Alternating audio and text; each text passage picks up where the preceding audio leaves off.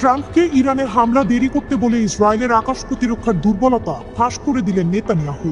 ইসরায়েলের সামরিক বাহিনী আইডিএফ টানা কয়েকদিন একের পর এক বার্তা দিয়েছে তারা পুরোপুরি প্রস্তুত, আকাশ প্রতিরক্ষা শক্তিশালী, যে কোনো হুমকি মোকাবিলায় সক্ষম। কিন্তু বাস্তবে যা ঘটেছে তা একেবারেই ভিন্ন। ইসরায়েলের প্রধানমন্ত্রী বেনিয়ামিন নেতানিয়াহু গোপনে মার্কিন প্রেসিডেন্ট ডোনাল্ড ট্রাম্পকে অনুরোধ করেছেন ইরানের ওপর এখনই হামলা না করতে। এই অনুরোধের মধ্য দিয়েই ইসরায়েলের তথাকথিত অভেদ্য আকাশ প্রতিরক্ষা ব্যবস্থার একটি বড় ফাঁক প্রকাশ হয়ে পড়েছে। প্রশ্নটা খুব সহজ, যদি ইসরায়েল সত্যিই প্রস্তুত থাকে তাহলে হামলা থামাতে বলল কেন? গত 2 বছরে 2024 থেকে 2025 সালে ইসরায়েল 3বার ইরানের হামলা সামলেছে। প্রায় 800 ব্যালিস্টিক ক্ষেপণাস্ত্র, সঙ্গে হুথি ও হিজবুল্লাহর শত শত রকেট ও ড্রোন প্রতিহত করেছে। একই সময়ে ইসরায়েলি বিমান বাহিনী ইরানের ক্ষেপণাস্ত্র ভান্ডারও ব্যাপকভাবে ক্ষতিগ্রস্ত করেছে। যুদ্ধের আগে ইরানের কাছে ছিল আনুমানিক 2500 ব্যালিস্টিক ক্ষেপণাস্ত্র ও 400 এর বেশি লঞ্চার। এর প্রায় অর্ধেক ধ্বংস হয়েছে। এখন যুক্তি দিয়ে দেখলে মনে হতে পারে ইরান দুর্বল, ইসরায়েল শক্তিশালী। তাহলে ভয় কোথায়? ভয়টা প্রযুক্তিতে নয়, সংখ্যা। ইসরায়েল ব্যালিস্টিক ক্ষেপণাস্ত্র ঠেকাতে মূলত অ্যারো ইন্টারসেপ্টরের উপর নির্ভর করে, কিন্তু প্রতিটি অ্যারো ইন্টারসেপ্টরের দাম কয়েক মিলিয়ন ডলার। শুধু জুন 2025-এর ইরান যুদ্ধে ইসরায়েল ও যুক্তরাষ্ট্র মিলিয়ে 1.48 থেকে 1.58 বিলিয়ন ডলার খরচ হয়েছে শুধু ক্ষেপণাস্ত্র প্রতিরোধে। এত বড় খরচের পর বাস্তবতা হলো ইসরায়েলের ইন্টারসেপ্টর মজুদ এখনো পুরোপুরি পূরণ হয়নি। এই কারণে জার্মানির সঙ্গে অ্যারো বিক্রির চুক্তি নিয়ে ইসরায়েল এত আগ্রহী। বড় পরিসরে উৎপাদন হলে ভবিষ্যতে দ্রুত ইন্টারসেপ্টর বানানো সম্ভব হবে, কিন্তু সেটার ফল পেতে সময় লাগবে। এর সঙ্গে আরেকটি বিষয় যোগ করতে হয়, এবার যুক্তরাষ্ট্র আগের মতো বড় পরিসরে ইসরায়েলের আকাশ প্রতিরক্ষায় সরাসরি সহায়তা দেয়নি। ফলে নেতানিয়াহুর কাছে হিসাবটা দাঁড়ায় এমন, ইরানের ক্ষেপণাস্ত্র কমেছে ঠিকই, কিন্তু ইসরায়েলের প্রতিরোধ ক্ষমতার স্টকও কমে গেছে। আর এখানেই ভয়। মনে রাখতে হবে ইসরায়েলের বহু প্রশংসিত প্রতিরক্ষা ব্যবস্থা আয়রন ডোম, ডেভিড স্লিং, আয়রন বিম এসব ব্যালিস্টিক ক্ষেপণাস্ত্র ঠেকাতে পারে না। এগুলো মূলত ড্রোন, রকেট ও ক্রুজ মিসাইলের জন্য। ব্যালিস্টিক ক্ষেপণাস্ত্র মানেই অ্যারো। এখন প্রশ্ন হলো, ইসরায়েল আবার কতদিনে এমন জায়গায় যাবে যেখানে নেতানিয়াহু নিশ্চিন্তে বলতে পারবেন আরেকটা বড় ইরানি হামলাও আমরা সামলাতে পারবো? এই সময়টুকুই ইরানের জন্য সুযোগ। যুদ্ধের আগে ইরান প্রতি মাসে প্রায় 300টি নতুন ক্ষেপণাস্ত্র বানানোর সক্ষমতা রাখত। এখন আশঙ্কা করা হচ্ছে কয়েক বছরের মধ্যে তাদের ভান্ডার 4000 থেকে 8000 ক্ষেপণাস্ত্রে পৌঁছাতে পারে। ইসরায়েলের রেড লাইন ঠিক কোথায় তা প্রকাশ্যে বলা হয়নি, কিন্তু এই সংখ্যাগুলোই ইঙ্গিত দেয় ইরান যদি আবার পুরনো অবস্থায় ফিরে যায় বা সেটাকেও ছাড়িয়ে যায়, তখন পরিস্থিতি আরো ভয়ঙ্কর হবে। সমস্যা হলো কে দ্রুত উৎপাদন বাড়াতে পারে। ইরান কি ক্ষেপণাস্ত্র দ্রুত বানাবে, নাকি ইসরায়েল দ্রুত অ্যারো ইন্টারসেপ্টর তৈরি করতে পারবে? আরেকটি বাস্তব কারণও আছে। নেতানিয়াহু হয়তো ভাবছিলেন 2026 সালের জানুয়ারিতে যদি ইরানের পাল্টা হামলায় ইসরায়েলি নাগরিক মারা যায়, ঘরবাড়ি ধ্বংস হয়, তাহলে জনগণকে কি জবাব দেবেন, বিশেষ করে যখন ইরানের পারমাণবিক কর্মসূচি আপাতত থেমে আছে আর যুক্তরাষ্ট্রের হামলা থেকে তাৎক্ষণিক বড় লাভ স্পষ্ট নয়। সব মিলিয়ে ট্রাম্পকে দেওয়া নেতানিয়াহুর সেই অনুরোধ একটাই কথা বলে, ইসরায়েল যতই শক্তিশালী দেখাক, বাস্তবে সে এখন পুরোপুরি নিরাপদ বোধ করছে না।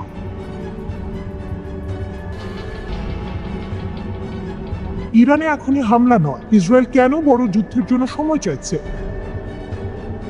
অনেকে ভাবছিলেন যুক্তরাষ্ট্র যে কোনো সময় ইরানের উপর সামরিক হামলা চালাতে পারে, কিন্তু নতুন করে যে তথ্য সামনে এসেছে তা বেশ চমকপ্রদ। রিপোর্ট বলছে ইসরায়েল নিজেই যুক্তরাষ্ট্রকে অনুরোধ করছে যেন এখনই ইরানে হামলা না করা হয়। প্রশ্ন হলো যে ইসরায়েল এত বছর ধরে ইরানকে সবচেয়ে বড় হুমকি বলে আসছে, তারাই এখন হামলা থামাতে চাইছে কেন? এর উত্তরটা বেশ বাস্তব এবং কৌশলগত। ইসরায়েলি গণমাধ্যমের বরাতে জানা যাচ্ছে তেল আবিব মনে করছে এখন যদি যুক্তরাষ্ট্র সীমিত আকারে ইরানে হামলা চালায়, তাহলে সেটি ইরানকে দুর্বল করবে না, বরং উল্টোভাবে ইরানকে বড় ও ভয়ঙ্কর প্রতিশোধে উৎসাহিত করবে। অর্থাৎ ছোট হামলা সমান বড় যুদ্ধের ঝুঁকি। ইসরায়েলের নিরাপত্তা বিশ্লেষকদের মতে ইরান এমন একটি দেশ যাকে আঘাত করলে সে একা চুপ করে বসে থাকবে না। তার রয়েছে হিজবুল্লাহ, হুথি, বিভিন্ন মিলিশিয়া, পুরো একটি প্রক্সি নেটওয়ার্ক। সীমিত হামলা হলে এইসব শক্তি একসঙ্গে সক্রিয় হয়ে উঠতে পারে, আর এখানে ইসরায়েলের বড় ভয়। 2025 সালের জুনে ইরান ইসরায়েলের মধ্যে যে 12 দিনের যুদ্ধ হয়েছিল, সেখানে ইসরায়েল তার ক্ষেপণাস্ত্র প্রতিরক্ষা ব্যবস্থা ব্যাপকভাবে ব্যবহার করেছে। এখন তাদের অনেক ইন্টারসেপ্টর শেষের পথে। সহজ ভাষায় বললে, ইসরায়েলের আকাশ প্রতিরক্ষা ব্যবস্থা এই মুহূর্তে অতিরিক্ত চাপে রয়েছে। এ কারণে ইসরায়েল মনে করছে, যদি ইরান বড় পাল্টা হামলা চালায় তাহলে তারা পুরোপুরি প্রস্তুত নয়। শুধু ইসরায়েল নয়, যুক্তরাষ্ট্রের আরব মিত্র দেশগুলো একই অনুরোধ করেছে। কাতার, সৌদি আরব সহ কয়েকটি দেশ ওয়াশিংটনকে জানিয়েছে, এখন যুদ্ধ শুরু হলে পুরো মধ্যপ্রাচ্য অস্থিতিশীল হয়ে পড়বে। তেলের দাম বাড়বে, অর্থনীতি ধাক্কা খাবে, আর তার প্রভাব সরাসরি যুক্তরাষ্ট্রের ওপরও পড়বে। এদিকে ইসরায়েলের সরাসরি সম্প্রচার মাধ্যম কান বলছে, ইসরায়েল মনে করছে ট্রাম্প এখনো সামরিক হামলার চিন্তা বাদ দেননি, কিন্তু সেই সিদ্ধান্ত নির্ভর করছে দুটি বিষয়ের উপর। এক, তেহরানের সঙ্গে যোগাযোগ কোথায় গিয়ে দাঁড়ায়। দুই, হামলার লক্ষ্য কি হবে। আরেকটি গুরুত্বপূর্ণ বিষয় হলো মার্কিন সামরিক শক্তি। ইসরায়েলি নিরাপত্তা কর্মকর্তারা মনে করছেন, বর্তমানে মধ্যপ্রাচ্যে যুক্তরাষ্ট্র যে পরিমাণ সেনা ও যুদ্ধ সরঞ্জাম মোতায়েন করেছে, তা দিয়ে ইরানের সরকার পুরোপুরি উল্টে দেওয়া সম্ভব নয়। অর্থাৎ এখন হামলা করলেও রেজাল্ট চেঞ্জ হবে না। এই প্রেক্ষাপটে ইরানের ভেতরের পরিস্থিতিও গুরুত্বপূর্ণ। ডিসেম্বরের শেষ দিকে ইরানে যে বিক্ষোভ শুরু হয়েছিল, তা ছিল 1979 সালের বিপ্লবের পর সবচেয়ে বড় আন্দোলন। শুরু হয়েছিল মূল্যস্ফীতি, রিয়ালের অবমূল্যায়ন, অর্থনৈতিক দুর্দশা থেকে। পরে তা সরাসরি সরকার পতনের দাবিতে রূপ নেয়। এই বিক্ষোভে এখন পর্যন্ত 3000 থেকে 5000 মানুষ নিহত হয়েছে বলে বিভিন্ন সূত্র দাবি করছে। ইরান সরকার বলছে, নিহতদের মধ্যে 500 জন নিরাপত্তা বাহিনীর সদস্য। যুক্তরাষ্ট্র ও ইসরায়েল এই বিক্ষোভকে চাপ তৈরির সুযোগ হিসেবে দেখেছে। ট্রাম্প এমনকি বলেছিলেন, সরকার যদি বিক্ষোভকারীদের হত্যা করে তাহলে তিনি ইরানিদের উদ্ধার করবেন। কিন্তু বাস্তবে এখন দেখা যাচ্ছে, সব পক্ষই হিসাব কষছে। ইরান ইসরায়েল দ্বন্দ্ব নতুন কিছু নয়। গত 40 বছরেরও বেশি সময় ধরে তারা সরাসরি না লড়লেও প্রক্সি যুদ্ধ চালিয়ে যাচ্ছে। গাজা যুদ্ধ সেই উত্তেজনাকে আরো বাড়িয়েছে। গত বছর যুক্তরাষ্ট্র সরাসরি ইরানের কিছু পারমাণবিক স্থাপনাতেও হামলা চালিয়েছিল।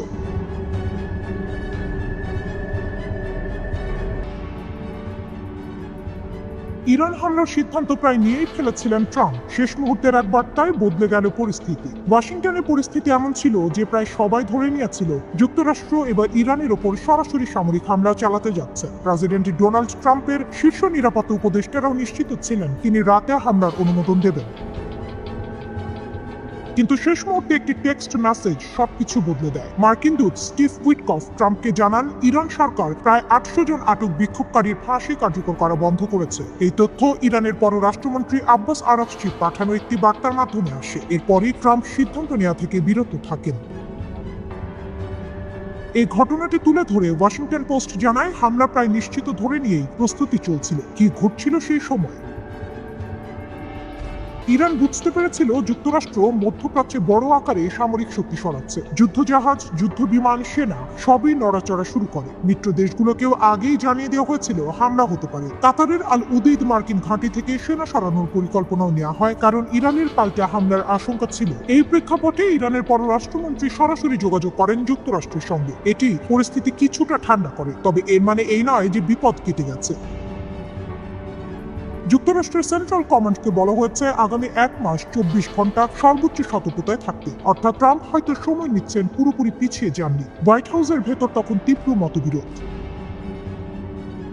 অবিশ্বাস্যভাবে ভাইস প্রেসিডেন্ট জেডি ভ্যান্স, যিনি সাধারণত বিদেশি যুদ্ধবিরোধী, তিনি ইরানের হামলার পক্ষে ছিলেন। তার যুক্তি ছিল, ট্রাম্প একবার লাল রেখা টেনে দিয়েছেন, এখন সেটা কার্যকর না করলে যুক্তরাষ্ট্র দুর্বল দেখাবে। অন্যদিকে সিআইএ প্রধান জন জর্জ ক্লিভ ট্রাম্পকে একটি নিরাপদ আইপ্যাডে ইরানের বিক্ষোভ দমনের ভিডিও দেখান। অতীতেও এমন দৃশ্য ট্রাম্পকে সামরিক পদক্ষেপে প্রভাবিত করেছে, যেমন সিরিয়ায় রাসায়নিক হামলার পর।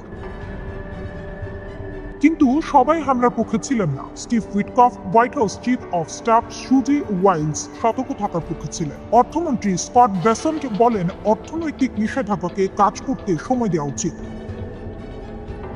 আরব মিত্র দেশগুলো সৌদি আরব, কাতার, মিশর সরাসরি ট্রাম্পকে ফোন করে অনুরোধ করে হামলা যেন না করা হয়। তাদের ভয় ছিল যুদ্ধ শুরু হলে পুরো অঞ্চল অস্থিতিশীল হয়ে পড়বে, তেলের বাজার ভেঙে পড়বে, যার প্রভাব সরাসরি আমেরিকার অর্থনীতিতেও পড়বে।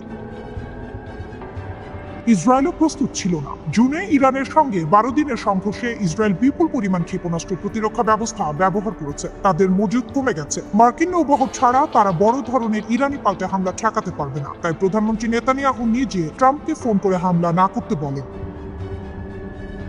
শেষ পর্যন্ত ট্রাম্প একটি প্রশ্ন করেন, এই হামলায় কি লাভ হবে? তার উত্তর ছিল, লাভ কম, ক্ষতি বেশি। হামলা করলে কি ইরানের সরকার পরিবর্তন হবে? না, বরং 30,000 মার্কিন সেনা ঝুঁকিতে পড়বে, বিশ্ব অর্থনীতি কেঁপে উঠবে, আর যুদ্ধ লম্বা ও অনিশ্চিত হয়ে যাবে। এই মুহূর্তে ট্রাম্প থেমেছে, কিন্তু খেলা শেষ হয়নি। মার্কিন বিমানবাহী রণতরী আব্রাহাম লিঙ্কন মধ্যপ্রাচ্যের পথে। 2-3 সপ্তাহ পর পরিস্থিতি আবার বদলাতে পারে। ইরান সংকট ট্রাম্পকে আবার বুঝিয়ে দিয়েছে, সামরিক শক্তি থাকলেই সব সমস্যার সমাধান হয় না। একটি উত্তপ্ত আগ্নেয়গিরি, ভেতরে জমে আছে ক্ষোভ, অসন্তোষ আর রাগ। আর সেই আগুনে ঘি ঢালছে বিদেশি শক্তিগুলো, এমনটাই দাবি করছে ইরান সরকার। ইরানের সাম্প্রতিক যে আন্দোলন শুরু হয়েছে তা প্রথমে ছিল তুলনামূলক শান্তিপূর্ণ। মানুষ রাস্তায় নেমেছিল নিজেদের দাবি নিয়ে, কিন্তু সময় গড়ানোর সঙ্গে সঙ্গে সে আন্দোলন সহিংস রূপ নিতে শুরু করে। বিভিন্ন শহরে সরকারি ভবন, অবকাঠামো এবং নিরাপত্তা বাহিনীর উপর হামলার ঘটনা ঘটে। ইরান সরকারের বক্তব্য পরিষ্কার, তাদের দাবি এই আন্দোলনকে কাজে লাগিয়ে দেশকে অস্থিতিশীল করার চেষ্টা করছে বিদেশি শত্রুরা, বিশেষ করে যুক্তরাষ্ট্র ও ইসরায়েল। ইরানের সর্বোচ্চ নেতা আয়াতুল্লাহ আলী খামেনি এই মুহূর্তে সবচেয়ে বড় চাপে আছেন। তিনি একজন কঠোর শাসক, এটা সত্য। তার শাসন ব্যবস্থায় ব্যক্তিকেন্দ্রিক ক্ষমতার প্রভাব প্রবল, কিন্তু একই সঙ্গে তিনি অভিজ্ঞ ও লড়াকু রাজনীতিবিদ। ইরানের বিপ্লব, যুদ্ধ, নিষেধাজ্ঞা সব ঝড় পেরিয়েই তিনি এখানে পৌঁছেছেন। এখন পুরো জনস্রোতের বিপরীতে দাঁড়িয়ে একাই লড়াই করছেন খামেনি। এই অবস্থায় বিক্ষোভ নিয়ন্ত্রণে নামানো হয়েছে বিশেষ নিরাপত্তা অভিযান। ইরানের আইন শৃঙ্খলা বাহিনী ফারাজা দাবি করেছে, দক্ষিণাঞ্চলীয় বন্দর নগরী বুশেহর থেকে প্রায় 600টি অস্ত্র উদ্ধার করা হয়েছে। এই অস্ত্রগুলো নাকি পাচার করা হচ্ছিল রাজধানী তেহরানে। ফারাজার মতে, যদি এসব অস্ত্র তেহরানে পৌঁছাতো তাহলে বড় ধরনের নগরযুদ্ধ এবং ভয়াবহ প্রাণহানি ঘটতে পারত। এই অভিযানে অন্তত 2 জন সন্ত্রাসীকে গ্রেপ্তার করা হয়েছে বলেও জানানো হয়। একই সঙ্গে ইরানের গোয়েন্দা সংস্থাগুলো আরও একটি গুরুতর দাবি করেছে। তারা বলছে, একটি সশস্ত্র সন্ত্রাসী চক্রকে শনাক্ত ও ভেঙে দেওয়া হয়েছে, যারা সাধারণ মানুষ ও নিরাপত্তা বাহিনীর সদস্যদের হত্যা করার পরিকল্পনা করছিল। আধা সরকারি সংবাদ সংস্থা তাসনিম জানিয়েছে, এই চক্রটি নাকি ইসরায়েলের গোয়েন্দা সংস্থা মোসাদ দ্বারা প্রশিক্ষিত ছিল। তাদের নগরযুদ্ধের বিশেষ প্রশিক্ষণ দেওয়া হয়েছিল। ইরানি গণমাধ্যমের দাবি অনুযায়ী এই সন্ত্রাসীরা সাম্প্রতিক বিক্ষোভকে ঢাল হিসেবে ব্যবহার করে রাজধানীর বিভিন্ন এলাকায় সশস্ত্র হামলা চালায়। তাদের হাতে ছিল AK-47 রাইফেল, শর্টগান এবং অন্যান্য আগ্নেয়াস্ত্র।